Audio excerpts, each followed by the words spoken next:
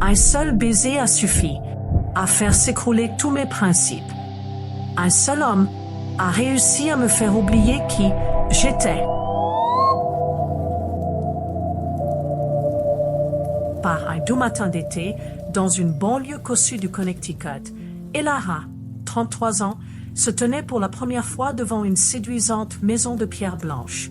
L'air était lourd d'humidité et la chaleur semblait l'envelopper comme une étreinte. Elle ajusta son écharpe sur son épaule et inspira profondément. C'était le jour J, son premier emploi en tant que gouvernante pour la famille Laurent, à des milliers de kilomètres de sa Tunisie natale.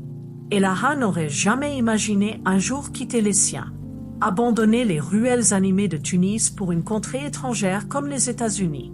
Mais la vie réserve des surprises, n'est-ce pas? L'argent était nécessaire, non seulement pour subsister, mais pour prouver à ses parents et à sa fratrie qu'elle pouvait voler de ses propres ailes et réussir sans se plier aux attentes traditionnelles que la société imposait aux femmes.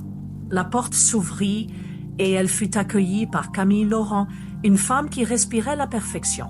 Ses cheveux châtains étaient tirés en un chignon strict. Son chemisier immaculé était coupé à la perfection et ses escarpins élégants claquèrent sur le sol carrelé, dégageant une assurance et une autorité incontestables. Son sourire était chaleureux, son expression amicale, mais mesurée, comme si chaque mot prononcé avait été pesé. « Elara, bienvenue chez les Laurent », dit Camille, sa voix posée et claire, avec cette diction précise si caractéristique. À ses côtés se tenait Gabriel Laurent, son époux, un homme grand au regard bienveillant. Ses cheveux noisettes bouclaient légèrement à leur pointe, et les pattes d'oie qui ourlaient ses yeux parlaient de joie de vivre bien plus que de soucis. Il ne dit pas grand-chose, se contentant d'un hochement de tête poli en lui tendant une tasse de thé. Leurs 2 enfants, Léo et Lilou, étaient des boules d'énergie âgées de 5 et 3 ans, respectivement. Les yeux verts de Léo pétillaient de curiosité tandis qu'il bombardait Elara de questions innocentes. Lilou, elle, se cachait dans les jupes de sa mère, son ombre miniature.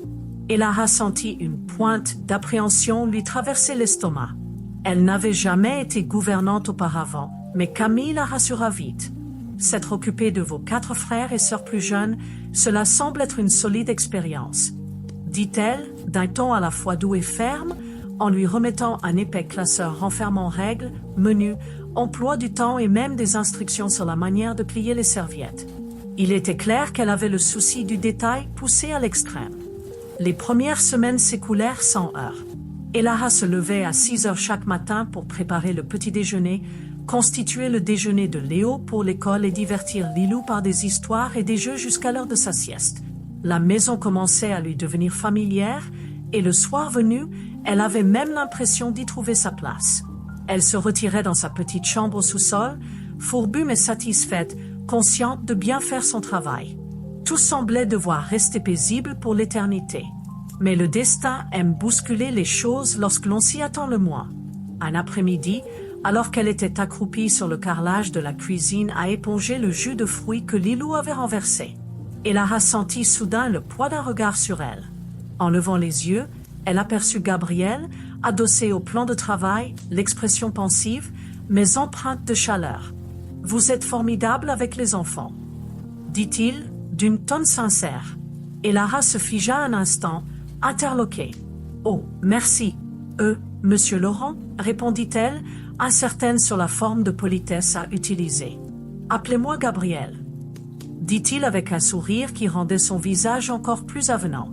Elle hocha la tête, sentant ses joues s'empourprer, non pas à cause du compliment en lui-même, mais par la manière dont il l'avait formulé, comme si ces mots avaient un poids véritable. Chez elle, les hommes parlaient rarement aux femmes avec une telle bienveillance et une telle authenticité, sauf arrière-pensée. Mais Gabriel semblait différent. Elara chassa cette impression étrange et retourna à sa tâche.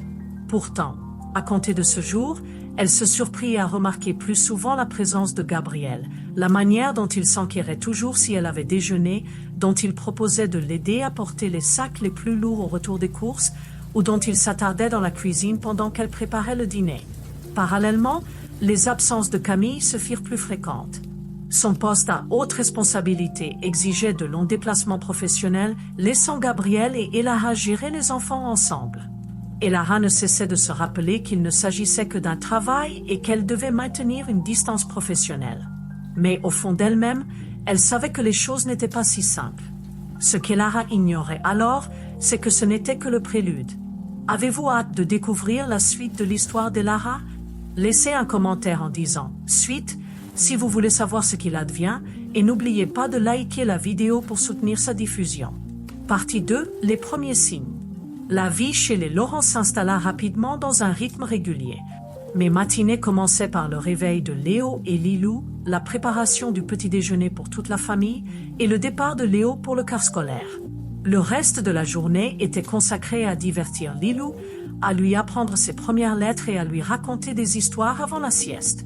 Le soir, je me retrouvais souvent à nettoyer la cuisine tandis que Gabriel faisait la lecture aux enfants dans le salon. C'était une existence paisible, routinière. Mais sous cette surface calme, je commençais à discerner de subtils changements. La présence de Camille à la maison se fit de plus en plus rare. Son travail accaparait son temps, et les déplacements fréquents à Boston ou Washington devinrent la norme. Dans un premier temps, Gabriel tenta de maintenir le rythme de la maison, mais je percevais sa difficulté. Tard le soir, une fois les enfants endormis, il restait souvent assis seul sur le canapé, un verre de vin à la main, le regard perdu au loin. Puis vinrent les soirées où il commença à apparaître dans la cuisine pendant que je faisais le ménage. Au début, il s'adossait au plan de travail, posant des questions polies et superficielles. Mais avec le temps, ces échanges s'allongèrent, gagnèrent en profondeur. Cela ne vous fatigue jamais de vous occuper des enfants, jour après jour, me demanda Gabriel un soir, alors que je faisais la vaisselle. J'y suis habitué, répondis-je, en maintenant un ton neutre. Étant l'aîné d'une famille de 5 enfants chez moi, ce n'est rien de nouveau pour moi. Il eut un petit rire doux, empreint de compréhension. Vous donnez l'impression que c'est un jeu d'enfant. Honnêtement, je pense que vous êtes bien meilleur dans ce rôle que Camille, ou moi ne pourrions jamais l'être. J'esquissai un faible sourire, repoussant d'un geste la remarque. Vous êtes trop aimable. Je fais simplement ce qui doit être fait. Mais il y avait quelque chose dans ces paroles qui résonna en moi. Ce n'était pas qu'un compliment anodin, cela semblait authentique, sincère. Pour la première fois, j'eus le sentiment d'être véritablement vu pour mon travail. Jusque-là, j'avais toujours cru que mes efforts étaient simplement attendus, rien de spécial.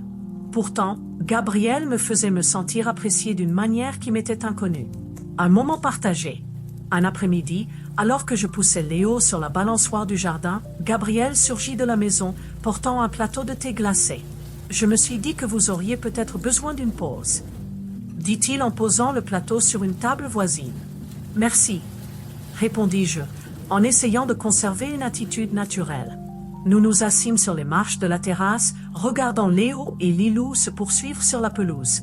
Le soleil de fin d'après-midi dorait l'instant, et l'air était empli des rires de Léo et du bruissement des feuilles dans la brise.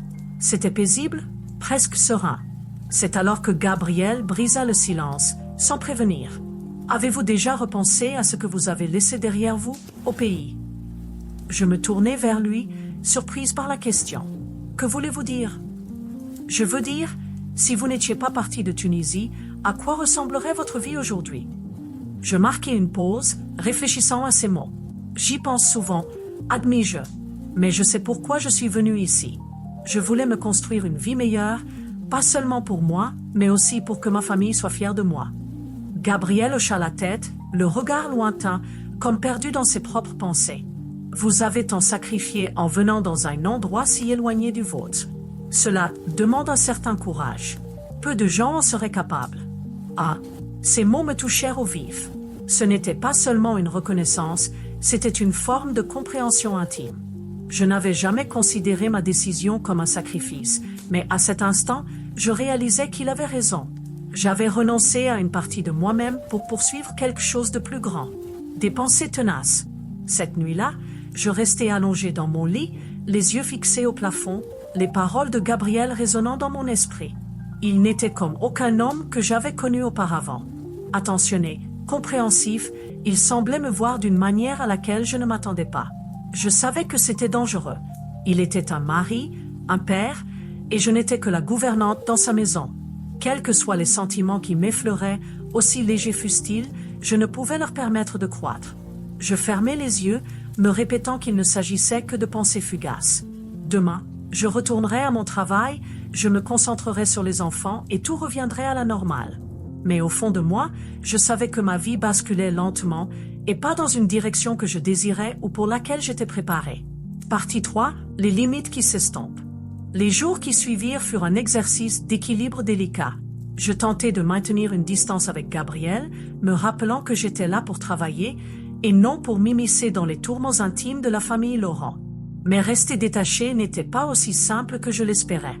Camille était toujours occupée par ses déplacements professionnels prolongés et Gabriel semblait déterminé à trouver des prétextes pour engager la conversation.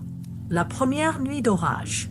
Ce fut un soir d'averse que le premier vrai basculement se produisit. Après avoir couché Léo et Lilou, je rangeais la cuisine, profitant du rythme apaisant de la pluie qui frappait les vitres. La maison était silencieuse et pendant un moment, je ressentis un sentiment de paix. Mais cette quiétude fut de courte durée. Gabriel fit son entrée dans la cuisine, les manches retroussées, un verre de vin à la main. « Besoin d'aide » demanda-t-il, la voix calme et sincère. « Non, c'est bon. J'ai presque fini » répondis-je en essayant de garder un ton neutre. Mais il ne partit pas. Il s'approcha plutôt et attrapa un torchon sur le plan de travail. « Laissez-moi au moins essuyer. Je devrais bien me rendre utile, non ?» Nous travaillâmes en silence, mais l'air entre nous était électrique, chargé de paroles non dites. Finalement, il brisa le silence. « Et Lara, est-ce que la Tunisie vous manque ?» demanda-t-il doucement, son ton teinté de curiosité et de sollicitude. « Tous les jours, avouai-je, en me concentrant sur l'écuretage d'une casserole. Mais je suis venu ici pour une raison, bâtir une vie meilleure. » Il hocha la tête, le regard à nouveau distrait. « Vous avez sacrifié plus que quiconque. Je ne pense pas que j'aurais été capable de faire ce que vous avez fait. » Ces mots me prirent au dépourvu. Je n'avais jamais considéré mon départ comme un sacrifice. C'était simplement une nécessité. La manière dont il le disait, la façon dont il me regardait, me donnait le sentiment d'avoir une valeur que je n'avais jamais ressentie auparavant. « Ce n'est pas un sacrifice, » dis-je à voix basse, tentant de garder mon calme. « Ce n'est qu'un choix. » Gabriel me regarda longuement, son expression devenant insaisissable. « Vous m'avez fait réaliser que parfois, même lorsqu'on fait le bon choix, on peut avoir l'impression d'avoir perdu quelque chose. » Je ne sus quoi répondre. Ces paroles étaient trop crues, trop personnelles. Mais avant que je puisse prononcer un mot, il ajouta « Et Lara, vous n'êtes pas simplement une employée pour nous. Vous avez ramené une chaleur dans cette maison que nous avions perdue il y a bien longtemps. » Franchir le seuil. Les mots de Gabriel me hantèrent cette nuit-là, allongé dans mon lit, le regard fixé au plafond. Je ne pouvais chasser cette sensation que quelque chose d'essentiel avait bougé. Ce n'était plus de la simple gratitude. Je sentais que c'était plus profond. Quelque chose que je savais répréhensible, mais que je ne pouvais nier. Les jours suivants, la présence de Gabriel dans la maison devint plus insistante. Il prétextait vouloir passer plus de temps avec les enfants, mais je percevais une autre motivation. Ses regards qui s'attardaient, ses questions empreintes de sollicitude, son attention constante, tout contribuait à rendre les limites que je m'efforçais de maintenir de plus en plus floues. Un cadeau compromettant. Un après-midi, alors que je pliais du linge dans le salon, Gabriel s'approcha de moi, une petite boîte à la main. « J'ai remarqué que vous aimiez essayer de nouvelles recettes, » dit-il en déposant le paquet sur la table basse. « J'ai pensé que cela pourrait vous inspirer. » J'ouvris la boîte et y découvris un ensemble de livres de cuisine reliés, chacun magnifique et visiblement neuf. Je levai les yeux vers lui, interdite. « Inutile de me remercier, » dit-il avec un léger sourire. « C'est juste une manière de vous témoigner ma reconnaissance pour tout ce que vous faites pour cette famille. » J'esquissai un pâle sourire, mais intérieurement, je me sentis submergée. Ce n'était pas qu'un cadeau attentionné, c'était le signe que Gabriel me considérait au-delà du statut de salarié. Il me regardait d'une manière qui brouillait irrémédiablement les frontières de notre relation professionnelle. L'instant où tout a basculé. Une soirée tranquille, alors que la maison était plongée dans le silence, je nettoyais les plans de travail de la cuisine quand Gabriel entra. Il resta un moment immobile à m'observer avant de finalement parler. « Et Lara, je dois vous parler, » dit-il, la voix posée mais chargée d'émotion. J'interrompis ma tâche et me tournai vers lui. « Il faut que nous parlions de nous » lança-t-il, le ton bas et délibéré. Je me figeai. « Gabriel, il n'y a pas de nous. Vous vous méprenez. »« Non, » m'interrompit-il en se rapprochant. « Je ne cesse de penser à vous. Vous êtes la seule personne qui me fasse me sentir à nouveau vivant.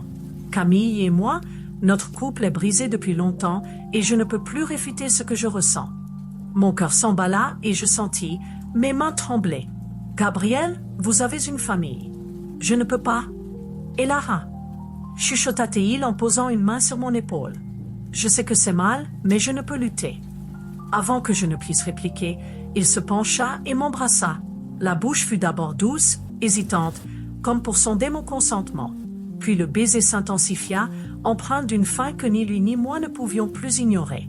À cet instant, toutes les barrières que je m'étais imposées, toutes les règles que je m'étais juré de suivre, semblèrent se dissiper. Mais lorsque le baiser prit fin, la réalité me frappa de plein fouet. Je reculai, les yeux embués de larmes. « Nous ne pouvons pas faire cela, Gabriel. C'est injuste. Je ne peux pas. » Il ne dit rien. Il se contenta de me regarder avec un mélange de regret et de ce qui ressemblait à de la convoitise au fond de son regard. Je vis la vérité en face. Les choses autres nous avaient changé de manière irréversible. Nous avions franchi un seuil interdit. Aucun de nous ne pouvait revenir en arrière. Partie 4, l'appel de l'interdit. Ce baiser changea tout. Après cette nuit, je mis tout en œuvre pour creuser une distance entre Gabriel et moi. Je me jetai à corps perdu dans mon travail, prenant soin de Léo et Lilou, rangeant la maison et m'accrochant à une routine qui me donnait l'illusion du contrôle. Je me persuadais qu'en me concentrant assez, la tension grandissante entre Gabriel et moi finirait par se dissiper. Mais en vérité, il était inévitable. Gabriel n'était plus simplement présent dans la maison, il envahissait mes pensées, mes rêves. Les absences de Camille n'arrangeaient rien. Elle s'absentait toujours plus pour le travail, laissant derrière elle un vide que Gabriel et moi tentions de combler pour le bien des enfants. Pourtant, dans ces moments anodins de responsabilité partagée, nous avions créé un espace dangereusement propice à la tentation. La nuit de l'orage. Ce soir-là, la pluie battait les vitres avec obstination et le vent hurlait tel une plainte lointaine à travers la maison. Je venais de ranger la dernière serviette propre sur son porte-serviette lorsque Gabriel fit son entrée dans la cuisine. Il se tenait là, encadré par la lueur douce de l'éclairage au plafond, un verre de vin rouge à la main. Son regard était scellé au mien. « Vous vous reposez, un jour ?» demanda-t-il, la voix grave et rauque. « J'y suis habitué », répondis-je en tentant d'afficher un ton dégagé malgré le léger tremblement de mes mains. Alors que je rangeais l'essuie-main, Gabriel posa son verre sur le plan de travail en marbre et s'approcha. Sa démarche était lente, délibérée. Mon cœur se mit à battre la chamade alors que l'espace entre nous se réduisait. Lorsqu'il ne fut plus qu'à quelques pas, nos regards se rencontrèrent. Son expression n'était plus celle d'un employeur courtois, mais celle d'un homme qui ne pouvait plus se contenir. « Et Lara » murmura-t-il, d'une voix presque réduite à un souffle. « Je ne cesse de penser à vous. » Je reculai d'un pas, pour aussitôt sentir la surface froide du comptoir contre mon dos. « Gabriel, qu'est-ce que vous faites ?» Parvins-je à articuler, la voix tremblante. « Vous savez très bien ce que je fais. » dit-il, le ton ferme, le regard inébranlable. « Vous le ressentez aussi, n'est-ce pas ?»« Je ne peux pas. » chuchotai-je, trouvant à peine ma voix. « Vous avez une famille. »« Je ne peux pas. » Mais avant que je ne puisse ajouter un mot, il tendit la main et enveloppa délicatement mon visage dans sa paume. Son contact était chaud, tendre, et il me cloua sur place. Je ne pouvais plus bouger. Mon cœur s'emballa alors qu'il se penchait plus près. Lorsque ses lèvres rencontrèrent les miennes, chaque pensée, chaque conviction à laquelle je m'étais accroché sembla fondre. Le baiser fut d'abord doux, puis il gagna en intensité, porté par une passion éloquente, une soif que ni l'un ni l'autre n'avions osé avouer. À cet instant, je capitulai. J'oubliai Camille, mes principes, les règles qui avaient gouverné ma vie. Il n'y avait plus que Gabriel. L'irréparable. Gabriel m'attira plus près, ses bras encerclant ma taille comme s'il craignait de me laisser s'échapper. La cuisine, la maison, la tempête au dehors, tout s'effaça. Ses mains entamèrent une lente exploration, ses doigts effleurant le tissu de ma robe, envoyant des frissons le long de ma colonne vertébrale. « Gabriel !» chuchotai-je, ma voix à peine audible.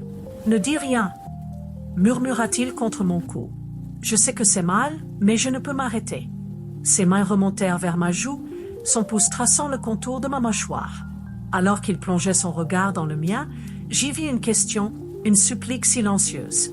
Je ne pouvais plus parler, plus penser. J'opinais presque imperceptiblement. Ce fut tout ce dont il avait besoin. Ses lèvres retrouvèrent les miennes, et cette fois, le baiser fut empreint d'un désespoir chargé de toutes les émotions refoulées. Il me souleva sans effort et je me laissai faire. Sans un mot, il m'emporta hors de la cuisine, descendit le couloir faiblement éclairé et monta l'escalier. Je savais où cela menait. Je savais que nous franchissions une frontière que nous ne pourrions jamais faire reculer. Mais je ne trouvais pas en moi la force de l'arrêter. L'instant sans retour. Dans sa chambre, la lueur dorée de la lampe de chevet baignait tout d'une lumière tamisée, rendant l'espace à la fois intime et interdit. Il me déposa délicatement sur le bord du lit et s'assit à côté de moi. Il détacha mon écharpe avec une lenteur précautionneuse, ses doigts effleurant ma peau. Ses yeux parcoururent mon corps, empreints d'un mélange d'admiration et de désir. « Vous êtes belle ?» dit-il, doucement, sa voix légèrement tremblante. Je ne répondis pas. Je ne le pouvais pas. Je me contentais de me laisser toucher, ses mains m'explorant avec une précaution craintive, comme s'il redoutait que je ne m'évapore. Ses lèvres tracèrent un sillon de mon cou jusqu'à mon épaule. Chaque baiser attisait un feu en moi dont j'ignorais l'existence. Ses mains se déplacèrent avec une lenteur délibérée, dénouant les épaisseurs de tissu, et je me surpris à me pencher vers lui, à me laisser enlacer plus étroitement. Je l'embrassai à mon tour, relâchant l'emprise de la culpabilité, de la peur, de cette voix intérieure qui hurlait l'interdit. À cet instant, je n'étais plus Elara, la gouvernante. J'étais une femme que l'on chérissait, que l'on désirait, et cette sensation était enivrante. Nous nous sommes perdus l'un dans l'autre cette nuit-là, cédant à une passion qui couvait depuis des semaines. Ce fut intense, dévorant et déchirant, le tout à la fois.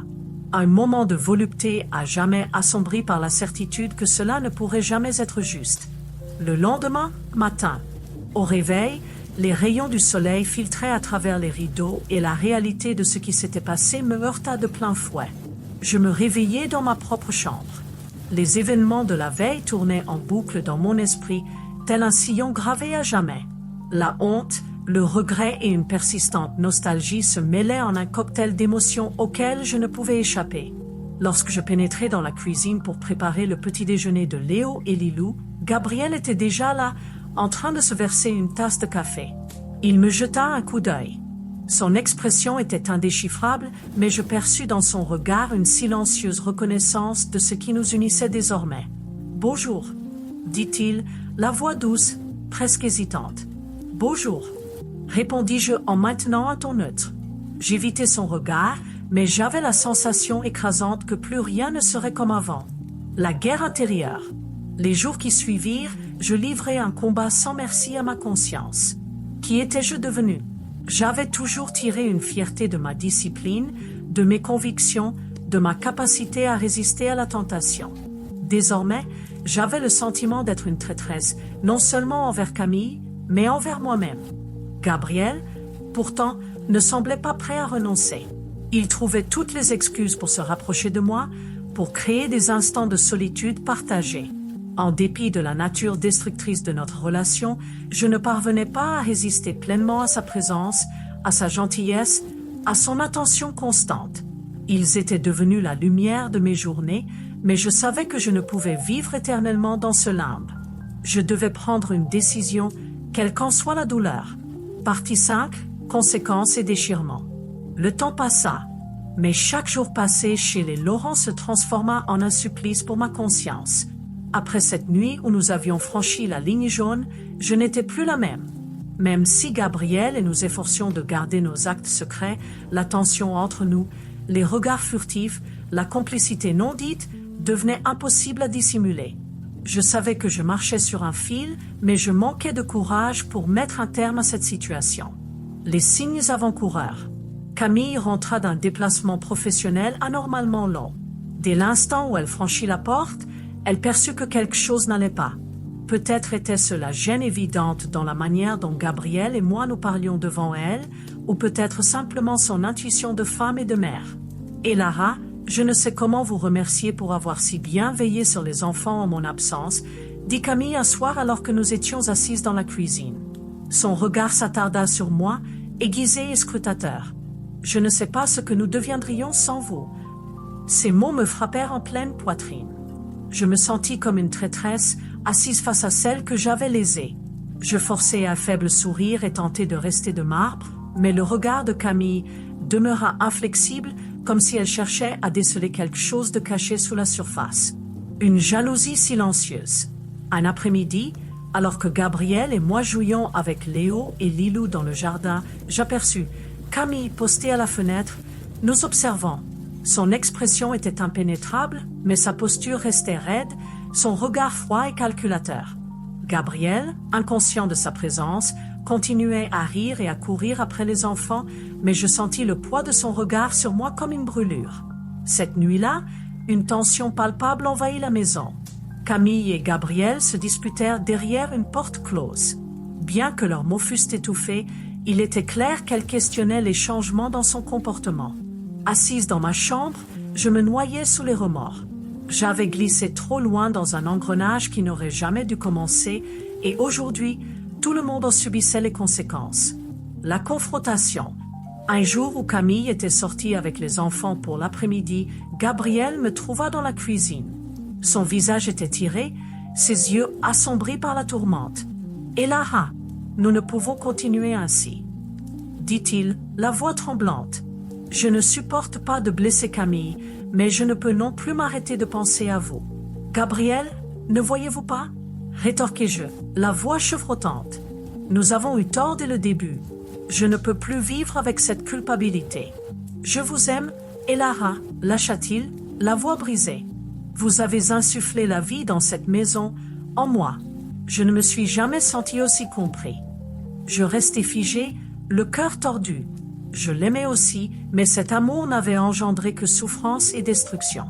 Je pris une profonde inspiration, me forçant à puiser une force qui me fuyait. « Gabriel, je vous aime aussi, admis-je, les larmes ruisselant sur mon visage. Mais nous ne pouvons poursuivre dans cette voie. Je ne peux être responsable de l'effondrement de votre famille, ni participer à ma propre perte. » La décision de partir. Cette nuit-là, je pris la décision la plus douloureuse de mon existence. Je savais que je ne pouvais rester. Mon maintien dans la maison des Laurent ne ferait qu'aggraver la situation, pour eux comme pour moi. 2 semaines plus tard, je remis ma démission. Camille en fut stupéfaite, son regard empreint d'inquiétude. « Et Lara, tout va bien? Avons-nous fait quelque chose de mal ?» demanda-t-elle en posant sa tasse de café sur le comptoir. « Non, ce n'est pas cela, » dis-je en tentant de maintenir ma voix stable. « Je sens simplement qu'il est temps pour moi de tourner la page, de trouver ma propre voie. » Camille m'étreignit fort, la voix nouée par l'émotion. « Vous avez compté tant pour cette famille, et Lara, vous allez nous manquer terriblement. » Lorsque j'annonçai la nouvelle à Gabriel, il ne dit rien dans un premier temps. Il se contenta de hocher la tête, les yeux voilés par un mélange de tristesse et de résignation. « Je comprends, » murmura-t-il, « mais je ne vous oublierai jamais. » L'adieu. Le jour de mon départ, Léo et Lilou s'agrippèrent à moi, leurs adieux en larmes me brisant le cœur. Je les serrai très fort contre moi, en chuchotant « Je vous aimerai toujours. Vous resterez à jamais dans mon cœur. » Camille se tenait sur le pas de la porte, les yeux rougis et gonflés par les pleurs. Gabriel se tenait plus en retrait, son épaule suivant chacun de mes gestes. Alors que le taxi s'éloignait, je jetai un dernier regard en arrière vers la maison. Elle avait été le théâtre de tant d'enseignements sur l'amour, les erreurs et la force nécessaire pour savoir s'éloigner. J'ignorais ce que l'avenir me réservait, mais je savais que je devais renaître à moi-même. Le chemin de la reconstruction. Dans mon petit appartement, je passais des heures à me recueillir. Je priais, cherchant le pardon envers moi-même et auprès de ma foi. Mon cœur demeurait un vide immense, mais je savais que c'était l'unique sentier vers la guérison. Mon histoire ne s'achève pas sur un « ils vécurent heureux », mais elle est ancrée dans la vérité. Parfois, l'amour ne suffit pas. Parfois, la chose la plus essentielle est de s'aimer assez soi-même pour honorer ses valeurs et protéger son intégrité. Car, au final, partir n'est pas une preuve de faiblesse. C'est une démonstration de force. Le choix le plus ardu, mais aussi le plus juste.